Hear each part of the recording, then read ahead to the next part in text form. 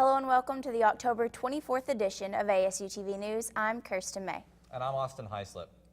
Early voting began today, and voters will see 5 ballot issues on their ballot this year, including 2 different proposals about medical marijuana.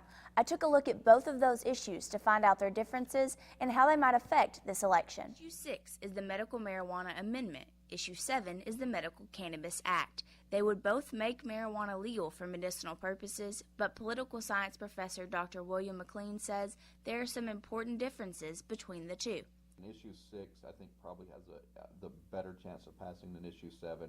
It's a little more restrictive. The Medical Marijuana Amendment allows about 20 conditions to be treated with cannabis, whereas Issue 7 covers nearly 60 conditions. It would also be easier to add more to that list on Issue 7. You can amend an act without going back to the voters, so without amending the Constitution again.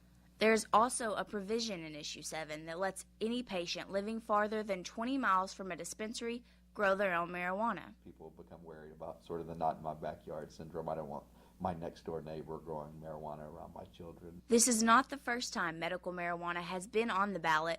Arkansans nearly passed a similar proposal 4 years ago. That was a very surprising outcome as a political scientist, that given the conservative nature of the state, that it came as close to passing that it did. Craighead County Clerk Kate Holliday thinks more people know about the cannabis proposals on the ballot this time around. There's a lot of debate about, the two different ones, all the differences between them. They're definitely the most talked about. Holliday and McLean both agree that the people most likely to vote for the proposals, young people and college students, aren't as likely to go cast a ballot. We had right at 6,270 people registered in that demographic. Now, of that demographic, only about 38% of that demographic turned out to vote. I think it has a low chance of passing. Most of the polls indicate that about 80% of Arkansans are in favor of some form of medical marijuana. However, it's probably going to be a low turnout election.